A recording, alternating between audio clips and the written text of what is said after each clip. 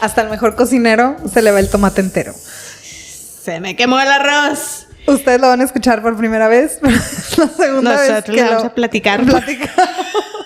Ok. Sí, fíjense que ya habíamos grabado este episodio y resultó que... A alguien no le picó bien aquí al podcast. No lo grabamos. Sí. Muy bien, pero ya estamos aquí. Se la pierden. Sigue siendo un pinche calor. Sí, está el calor muy, muy, muy canijo. Sí, oye, 15 minutos caminando en llegar aquí y nadando. O sea, llegué sudando como... Creo que 24 estados estaban en alerta por ola de calor. Ya no sé, hay unos que le dicen onda y otros que le dicen ola. No he entendido esa ¿Cuál es la diferencia. diferencia? Ya la buscaré. Sí, también. Sí. Pero hace mucho calor. Sí. Y bueno, uno que no es de aquí, yo no sé cómo tengo tantos años aquí. Es que Monterrey te atrapa. Claro. Gran ¿Qué lugar. no te puede gustar de este lugar? No sé, respirar contaminación todos los días. Pero las montañas están bien bonitas, Shay. Cuando se ven. Bueno, la gente, el calor de la gente. El calor humano y el calor de la calle. Y el calor real. Sí, oye. Pero este tema del calor, pues tiene como muchas aristas, ¿no? Platicábamos hace rato, pues, ¿qué lo provoca? ¿Por qué llegamos aquí? ¿A quién le afecta, no? O sea, son un montón de... Sí, como de temas en torno al hecho de que haya calor, no solo el calor en sí mismo, ¿no? Uh-huh. También, pues hay zonas de la ciudad que son más calientes que otras y que se ven más afectadas que otras, y eso también está relacionado con un tema de cómo diseñamos nuestras ciudades, ¿no? Digo, aquí ya era caliente, pero lo empeoramos. Claro, pero aún así, hoy con, digamos, misma temperatura, ya no nos vayamos mucho al pasado, pero estar en una zona arbolada, con materiales... pues que mitigan el calor, es mucho más, digamos, confortable, tolerable, que estar, yo qué sé, en medio de garzazada, así, claro, solo arbolito, o sea, ¿no? Los 500 metros que caminas de donde estaciones la bici, el carro, lo que sea, a entrar a la zona arbolada del campus es otra cosa, se siente 8 grados más fresco, 10 grados más fresco. Claro, yo me estaciono debajo del árbol, pero bueno. Sí. Ventajas. Pero ¿qué tal el kilómetro o 2 o 3, o no voy a decir distancia a la que vives del campus? Sí. ¿Ese tramo? Sí, depende totalmente de la sombra en ese lugar.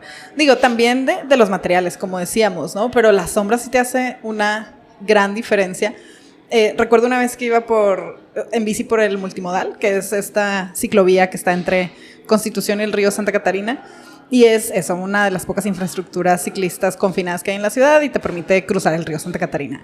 Pero sentía, no fue en esta ola de calor, fue en otra ola de calor, pero sentía así, de un lado, pues el río Santa Catarina, ¿no? Con los árboles que tiene ahora y esta vegetación que también es, pues genera polémica entre algunos públicos. Pero sentía como el aire fresco me pegaba de un lado y luego de este otro lado donde están los 8 o 9 carriles de Constitución, así un bochorno de calor entre lo que genera... rojo. Sí, uno rojo y otro fresco. Sí, entre el calor que generan los propios autos, como máquinas, ¿no? Que emiten calor, que generan energía, pero también, pues, los materiales, las emisiones, o sea, todos estos componentes, ¿no? Que le suman. O sea, el tipo de infraestructura que diseñamos para ser únicamente para vehículos motorizados, es decir, 9 carriles de circulación continua con pavimentados de asfalto y sin un solo árbol, pues por supuesto que también generan calor, ¿no? Hablamos de estas superficies también y lo que absorben de calor y luego lo irradian de regreso, ¿no? Hace poquito vi un TikTok. Mi dealer. Por supuesto. Tengo un par de dealers de TikTok, no saben ustedes. Bueno, yo soy la mejor, por supuesto. Pero que hablaba de que los árboles, uno piensa, ¿de dónde se construye el árbol? Bueno, los nutrientes, el suelo, no sé qué, pero principalmente de aire. El árbol se hace del carbón, del dióxido de carbono, del aire, literalmente toma las partículas del aire y desde ahí se construye su materia carbónica, su madera, ¿no? Entonces, también, pues, la cantidad de dióxido de carbono que hay en esos lugares y la posibilidad de crecimiento que pudiera haber en los árboles. Tantos árboles que podrían ser y no son. Exacto, sí. Hay mucha materia prima para que se construyan árboles. Ya vemos quién es la persona positiva en esta mesa. Always. Sí, look on the bright side.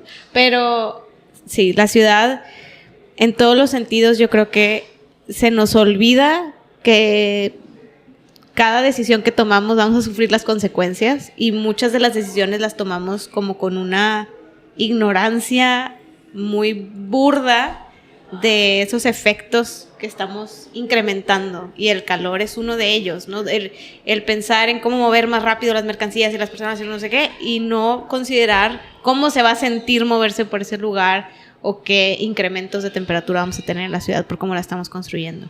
Claro. En la versión 1.0 de este episodio hablabas de los estacionamientos. Sí.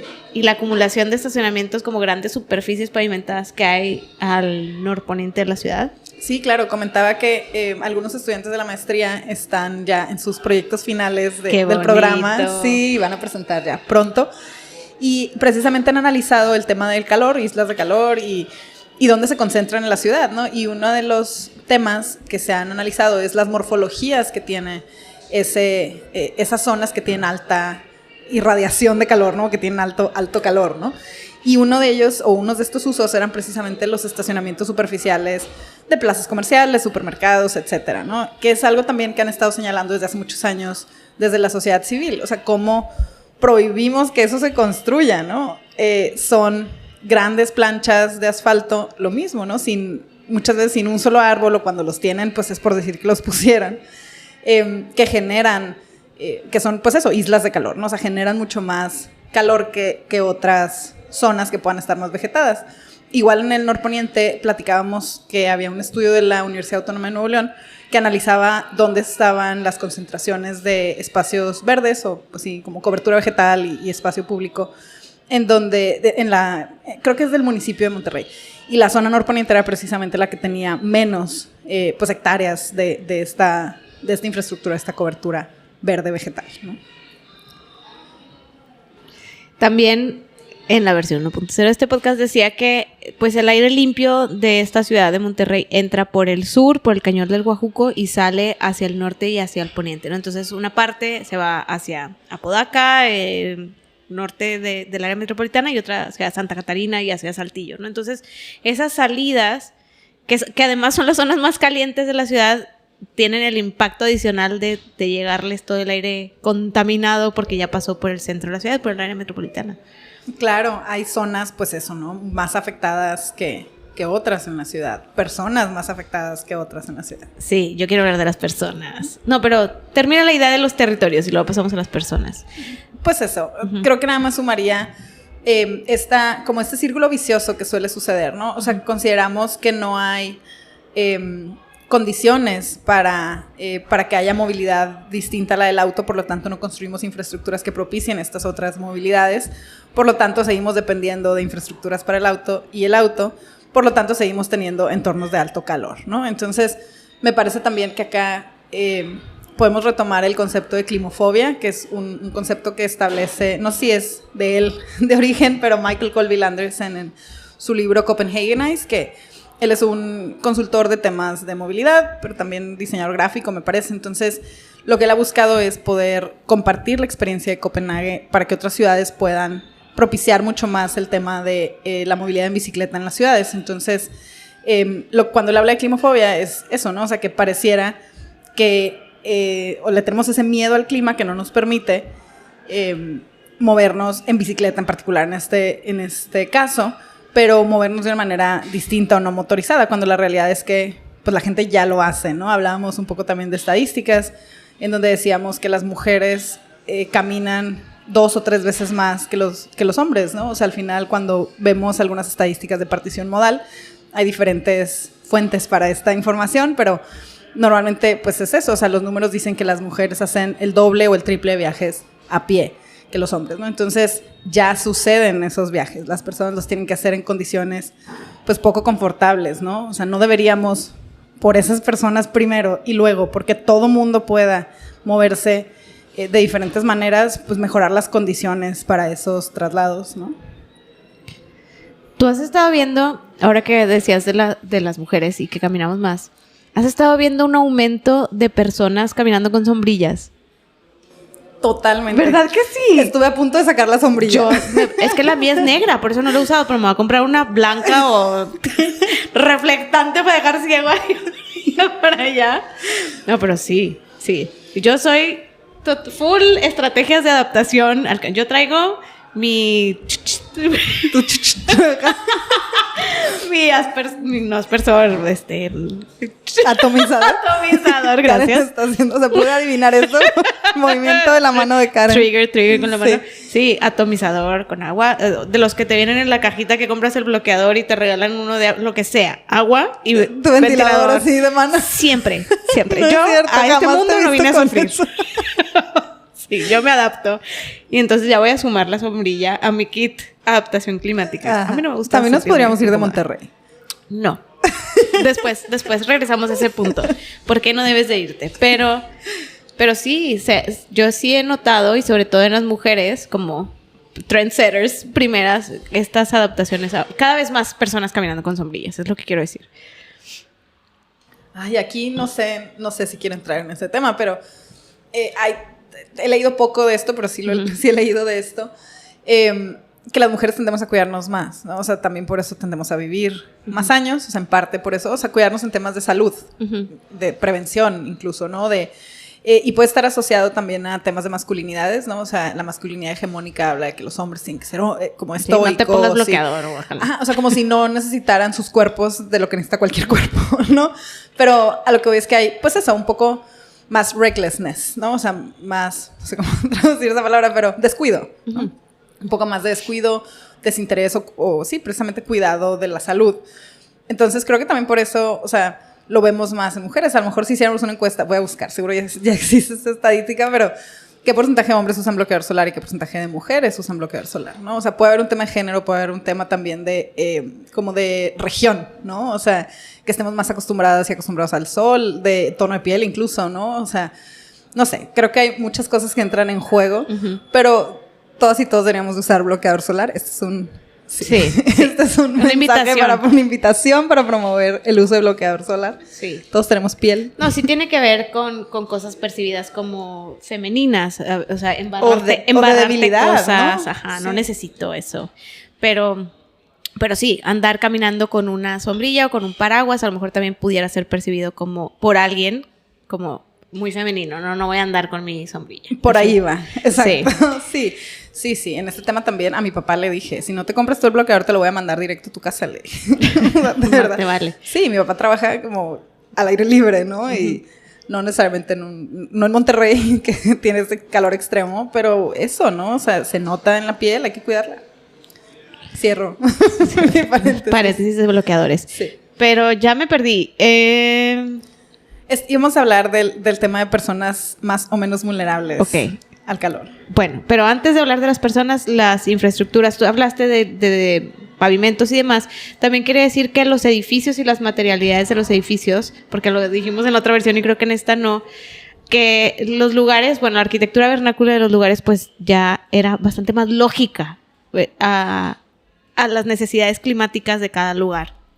Claro que ahora poner un sillar de 80 centímetros en un lote que te dan de medio metro por medio metro no cabe, pero se pueden recuperar muchas de las estrategias, se puede recuperar mucha de la lógica formal de cubrir, de pocas ventanas, de aleros, de techos altos y demás, que eso no hay una restricción espacial y sí es bastante viable.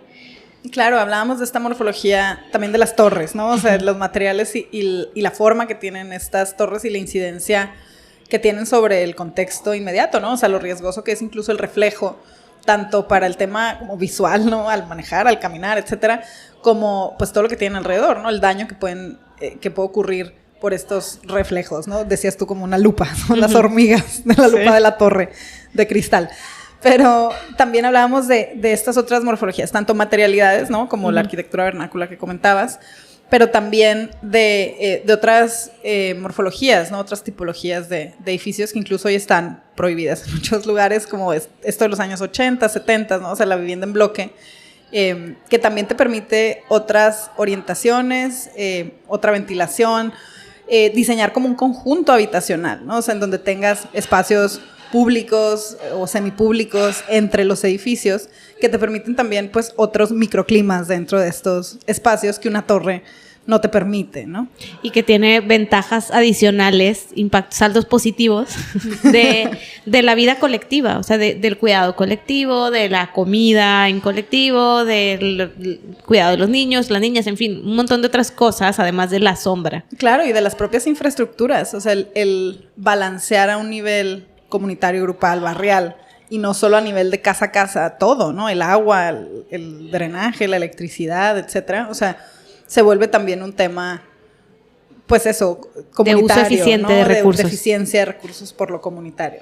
Exacto. Pero bueno, eso, infraestructuras, eso construcciones, pero también el territorio en un sentido macro. ¿Qué le pasa cuando hace más calor? ¿Qué le pasa ante un episodio de calor extremo como el que estamos viviendo?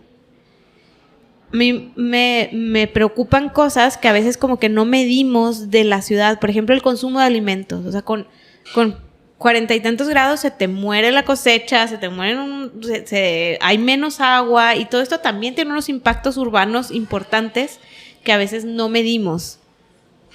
Claro, sin duda, ¿no? El tema del agua y cómo influye, y también en cómo diseñamos los espacios para la naturaleza, ¿no? Habíamos hablado de eso un poco también, o sea, cómo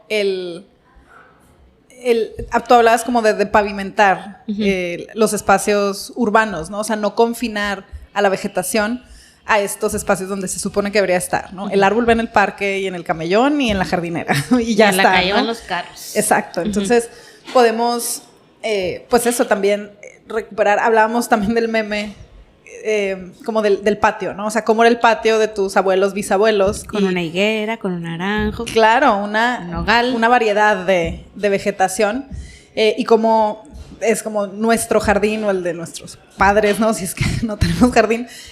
Pero pues este pasto bermuda cortado al ras, ¿no? Que requiere un chorro de agua, muy de campo de golf.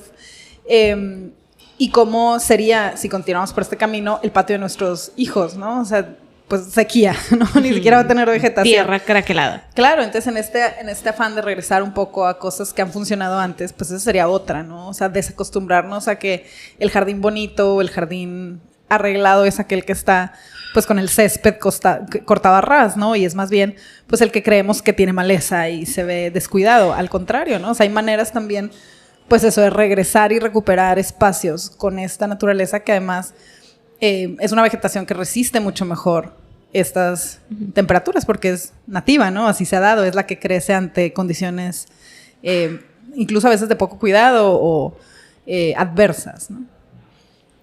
Exacto. Creo que se nos olvida qué es lo que crece en cada lugar, qué es lo que se da en cada lugar, y también esa es parte como de la información que todos deberíamos conocer. Así como conoces el idioma local, conoces... No sé qué es. Disculpen por los ruidos de construcción, no sabemos de dónde vienen. Esperemos que todo esté bien. Hace rato eran... parte del entorno acústico de este episodio. Sí, era en cocina, ahora es vibraciones de una demolición, pero bueno. Todo. La ciudad. Todo bien. Exacto, la ciudad. Según siguiente episodio, sonidos en la ciudad. Sí, sí. Ese nos emociona.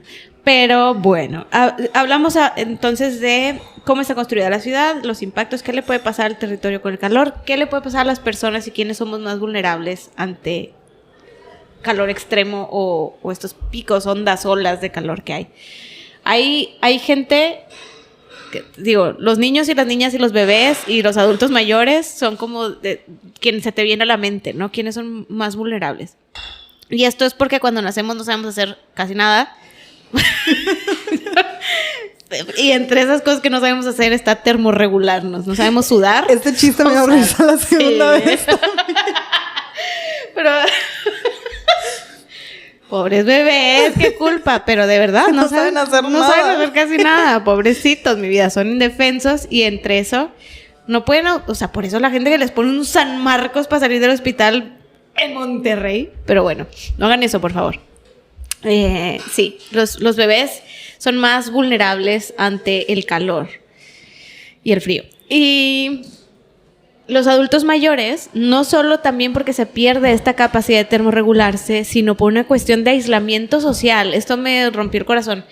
Se pierden las oportunidades de socialización una vez que nos jubilamos, una vez que ya no estamos en el contacto social, laboral, normal.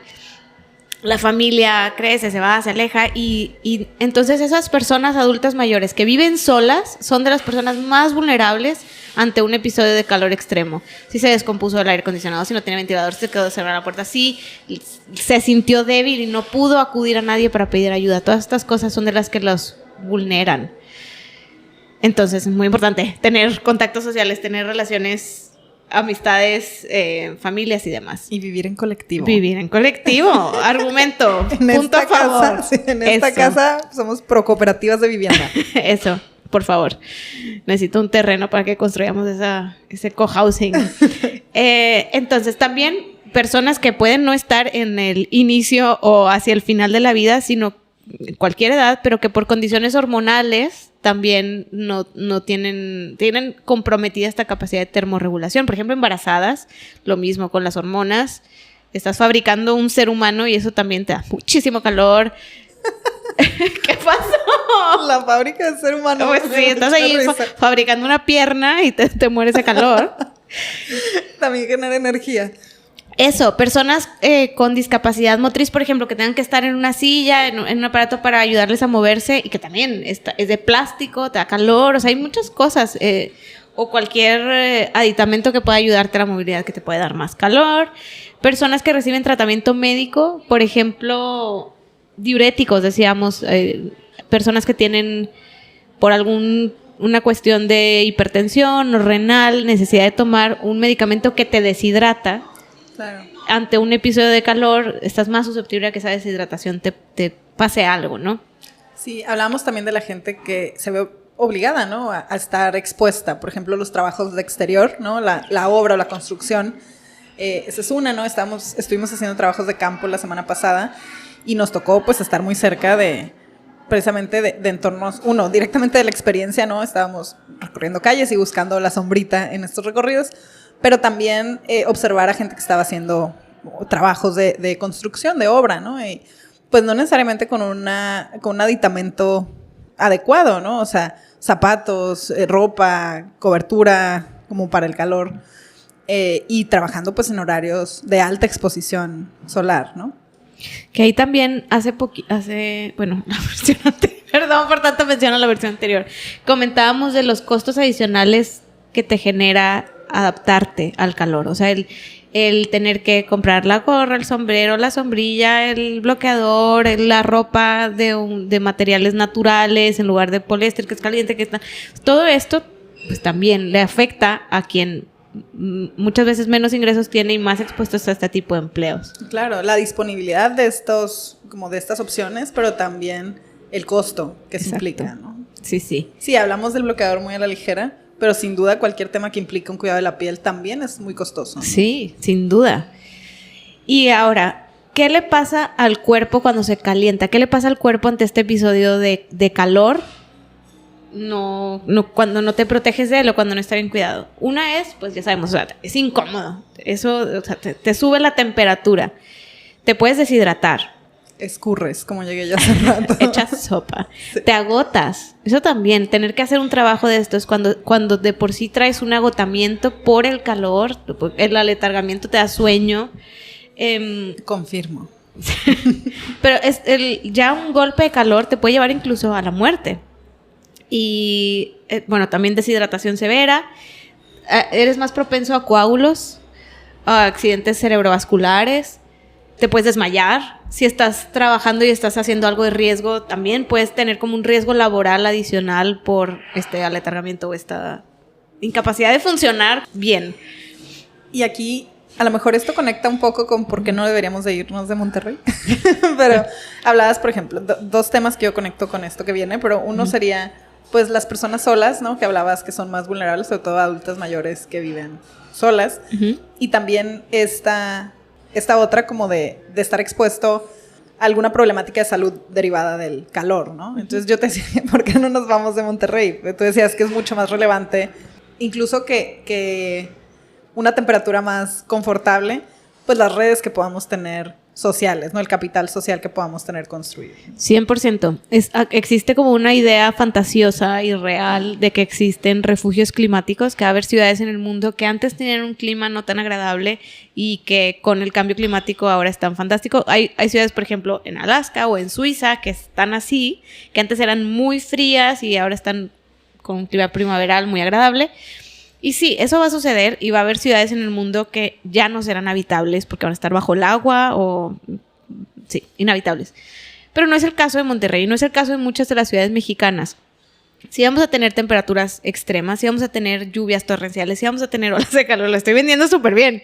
Pero, no, ya me quiero quedar. No, pero importa mucho la resiliencia colectiva y la capacidad de adaptarse en colectivo. Entonces, que cuando falte el agua, tus vecinos te puedan apoyar, que tu familia esté cerca, que tus amigos, o sea, toda esta red de apoyo colectiva que te construyes, la pierdes cuando te vas sola a otra ciudad que no va a tener esas cosas, pero que eventualmente algo le va a tocar. El cambio climático nos va a afectar parejo. No exactamente igual, pero me refiero en todas partes. Ajá, sí. En todas partes nos afectará. Y quitarte esa red es quitarte una capacidad de recuperación ante esos impactos que vamos a sufrir. Casi convencida. Ya, también. Están bien bonitas las montañas y la gente y el ambiente. Sí, eso sobre todo. 45 grados. Ustedes completen la frase. Oye, hablábamos también de que en ¿qué podemos hacer, ¿no? Para mejorar hacia adelante o con la situación que ya tenemos, ¿no? Y lo primero, bueno, tú hablabas de pavimentar, ¿no? Como una gran estrategia de regresar, no solo de hacer y construir más, sino cómo deshacemos algunos de los errores que podamos tener ahí construidos. Tú no decías errores, eso lo dije yo. Pero, pues sí, ¿no? Te comentaba también que estuve en un taller hace un par de semanas, en donde hablaban precisamente que había una iniciativa de pavimentar estos camellones a lo largo de las líneas del metro que ya están construidas para plantar árboles ahí, ¿no? O sea, un poco por recuperar espacio para la vegetación, por poder tener mayor captación y permeabilidad en las superficies, o sea, recordar que el ciclo del agua pues tiene dos tipos o más bien hay como dos fuentes de agua, ¿no? La subterránea y la superficial. Entonces, ¿cómo regresamos también para que en el ciclo del agua pues se recarguen los mantos freáticos y todo esto? Que todo tiene sus implicaciones, pero bueno, estaba esta iniciativa, ¿no? Por recuperar, precisamente quitar concreto de infraestructuras que no debieron de haberlo tenido en un primer lugar, ¿no? Entonces, pues eso, cuestionar cómo se están diseñando y construyendo proyectos se vuelve bien relevante, sobre todo para aquellas y aquellos que están interesados en ese tema, ¿no? En los proyectos, las infraestructuras. Sobre todo, pues, para que no se convierta después en un gasto adicional el reparar esos proyectos que nacieron incompletos o deficientes, ¿no? Entonces, pues eso, por una parte, que todo lo nuevo que se construya pueda tener esto en consideración, en mente, que sea política pública para que pues estacionamientos superficiales de asfalto impermeable ya no sean una realidad, exacto. Pero también pues algunas otras estrategias que puedan ir surgiendo, ¿no? Ok, esa es una muy bonita porque es como esta idea de la ciudad de esponja de agua, ¿no? Que sea más capaz de retener, y la vegetación ayuda, el tipo de retirar pavimentos ayuda, que la vegetación que se introduzca sea nativa ayuda, más sombra de la que sea, o sea, puede ser generada por un edificio, mejor si es de vegetación, pero realmente de la que sea, más superficies sombreadas, que hagan más vivible y más agradable para todos y que permitan reducir esa temperatura y que no se pierda tanta agua por evaporación. Entonces, eso impacta. Cambiar nuestros medios de transporte, también hablabas de eso, ayuda. Claro, y recordar también que la gente ya se mueve de otras maneras, ¿no? O sea, que no porque nosotros nos movamos de un modo, quiere decir que nadie camine en Monterrey o nadie se mueve en bici en Monterrey, ¿no? Al contrario, o sea, reconocer en qué condiciones se da y cómo podemos mejorar esas condiciones y propiciar que más gente tenga opciones para moverse, ¿no? No es lo mismo, pues, caminar, yo qué sé, por adentro del Parque Fundidora, por Calzada del Valle o por adentro del campus del TEC, que son entornos peatonales, altamente arborizados, sombreados, con superficies de materiales, pues, no tan absorbentes del calor. Pues es mucho más cómodo caminar por estos sitios que por, yo qué sé, Garzazada, Morones, Revolución, o estas grandes avenidas, no sé, a Gonzalitos o Paseo de los Leones, ¿no? Creo que también algo que es útil es ser capaces de ir identificando a qué punto le pega el tipo de acciones que estamos tomando. O sea, hay cosas que tenemos que hacer para adaptarnos ante este nuevo entorno y ante este nuevo clima. Usar el bloqueador, ponerte un sombrero, no sé qué, caminar por la sombrita, guau. Me estoy adaptando a un clima adverso. Pero también plantar el árbol, cambiar mi manera en que me muevo, ayuda a mitigar ese calor, a que el aumento de temperaturas no llegue a tanto. Por ahí va la cosa, ¿no? Eso hace que sea menos duro el cambio. Pero también podemos ser más ambiciosos e intentar regenerar eso que hemos perdido, ese tipo de construcción que se ha ido perdiendo la capacidad, la inteligencia, la cultura para hacerla, esa naturaleza que está perdida, esa agua que se ha perdido. O sea, todo eso podemos también regenerarlo. Entonces, no dar por perdido las cosas, sino decir, estamos en un punto en el que no está, pero yo sé que existió y soy capaz de regenerarlo. Eso también creo que es bien importante tenerlo en mente. Claro, sin duda, ¿no? Me parece que voltear al pasado es importante, pero también aprovechar todas esas innovaciones y tecnologías que tenemos disponibles hoy en día, ¿no? O sea, no estoy diciendo que regresemos a la casa vernácula, sino más bien cómo aprovechamos ese conocimiento ancestral que ya está ahí para replantear lo que hacemos hoy en día, ¿no? O sea, a veces parece que la inercia nos jala a creer que no hay otras formas de hacer las cosas, ¿no? Claro, sí, se me hace bien importante eso. También lo he escuchado en el contexto de cambio climático, como de no sirve tanto ver al pasado porque estamos ante tiempos sin precedentes. Y yo creo que no es cierto. O sea, siempre sirve ver al pasado porque hay cosas que son muy lógicas, muy simples, y a pesar de ser tan simples y lógicas no las hacemos. Entonces, pues es como un punto, una línea base, ¿no? Y después a eso le sumamos nuevas tecnologías, innovaciones, adaptaciones que antes no teníamos. Claro, sin duda. Ya no sé ni de qué tanto hablamos una hora, porque siento que ahora, por tratar de recuperar el tiempo perdido, nos estamos todo muy rápido. Bueno, pero pues creo que estuvo bastante cubierto el tema igual, ¿no? Sí. En conclusión, ¿hace mucho calor? Hace muchísimo calor. ¿Podría hacer menos calor? Sí. ¿Qué hacemos para que haga menos calor? Todos ponemos nuestro granito de arena. Una cosa que no dije la vez pasada y que ahora sí lo había notado por aquí, que algo que todavía creo que es una deuda y que se puede hacer es fortalecer las capacidades de los servicios meteorológicos y de quienes nos dan el clima y demás, de generar mejores proyecciones climáticas y también predicciones que sean relevantes para el bienestar humano. O sea, no salga, no corra, hoy no haga ejercicio, hoy la calidad del aire es tal cual, como cruzar todos estos factores, y que sí, va a ser una cosa más que considerar que quizá antes no considerábamos. Claro, sí, pues incluso hasta el calendario escolar está cambiando. El horario escolar está cambiando. Sí, solo por... Y ahí tiene que ver también porque no están preparadas las infraestructuras o los equipamientos para atender al estudiantado en esas condiciones, ¿no? Un churro escuela sin luz, ya no se diga sin aire acondicionado, ¿no? Pero también, ¿qué implicaciones, impactos tiene eso? O sea, no podemos pensar las cosas de manera aislada, ¿no? O sea, ¿qué impacto va a tener eso para las madres y padres de familia que se hacen cargo de las labores de cuidado, que esperaban que sus hijas e hijos estuvieran, pues, más tiempo en la escuela? O sea, ¿qué impacto económico, de tiempo, etcétera, va a tener, pues, estas decisiones, ¿no? Siempre se nos cargan como factores adicionales y cae en uno, o sea, cae en ti o en una resolver todo lo que desde el entorno está no resuelto. Entonces, por los dos frentes, ¿no? Tenemos que ser a nivel individual y a nivel pequeña comunidad y en colectivo más capaces de adaptarnos y tener más información y ser más conscientes, y a nivel urbano y ciudad el entorno podría plantearnos mejores condiciones que faciliten y que fomenten ese cuidado y esa vida bonita, a pesar de... Claro. Pues eso. Tomen agua. Un montón. Protéjanse del sol. Sí. Y bájense del carro. Bonito día. De preferencia banquetas sombreadas. Planten algo nativo. Muy bien.